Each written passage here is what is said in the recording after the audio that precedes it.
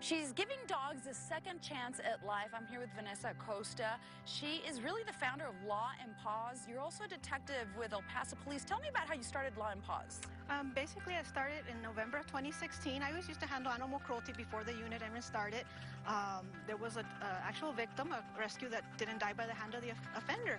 And, I handled the case. I didn't want her to get, put down or anything. So, with friends and family, I pulled her from, animal services and, rehabilitated her. She had an embedded collar that was 4 inches into her neck. And, I just felt like, she needed a second chance because she was seen as broken, not adoptable. She wasn't seen like a purebred. And no, I rehabilitated her, had her in my house for about 2 months where I rehabilitated her and found her a forever home. And little by little, I started learning through the animal cruelty cases that I would handle is that there was more victims, animal rescues that weren't dying by the hand of the offender, needing a second chance. And that's how I got a good rapport with animal services and started to register as an actual rescue with the Law N Paws. And I figured, what can we name, our rescue? And I figured, okay, well, we're in law enforcement, basically myself, my mom, my aunt, that we're all supportive. And the law and then protecting the paws. So that's how the title or the name came to about. And tell me about the rehabilitation process. Now, these are dogs who are victims in animal cruelty cases and dogs that people, like you were saying, deem broken. But you bring them back to like health emotionally, psychologically, and they're good pets. Exactly. They love life. They appreciate you. I mean, they're very loving and caring. It takes maybe about 2 months to rehabilitate them, sometimes longer because they come from either a starvation case where they're really bad. And of course, you have to nurse them back to health before you can even, vet them because they're just so weak. You can't get them shots or anything until you fully, rehabilitate them. And you survive 100% on donations and support from the community. Tell me about that. Right now, basically, we're donation-based.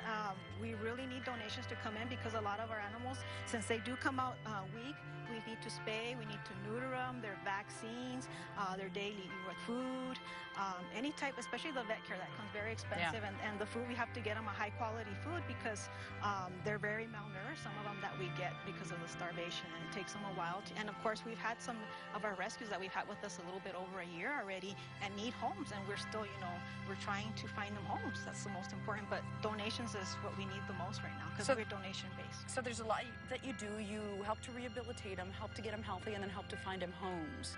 And the community, of course, can get involved to donations or foster whichever way they can. Now, talk about some of the cases that you see here, Vanessa. I mean, you're really doing God's work. You're rescuing these poor little dogs. They are like the weakest of the weak if we talk about animals and the people who abuse them. One of the ones that stole my heart, and we had him for a little bit over a year, he had mange. His skin was so raw. I mean, nobody wanted to take him on. They reached out to me because a lot of rescues, they would think, well, it's contagious. We don't want to deal with him. Yeah. But no, thank God, I had a best awesome foster that helped us, and she's part of, my board members that she took him on, and we fostered and rehabilitated him, got him back, nursed him back to health. I mean, he's a loving, awesome rescue, and he's just an awesome dog. I can't explain the love that I have for him. To see him so weak, didn't think he was gonna, get healthy, and just see him 2 months later, how beautiful he is now. And we talked about that second chance at life. How does it feel for you when you see them? You take them out of these horrific situations, and then eventually you find them a forever home and lots of love, and they're healthy and they're viable pets. Yeah, I mean, the best blessing is that when I see them get adopted, when they go into a home, and then their family, they send me pictures and they update me. I mean, that's like the best feeling ever, just to see him. One of our rescues that came from a cruelty case, he's an actual husky that went to Maine, and almost daily from his mom I get pictures. And I mean, that's like the best, like rewarding.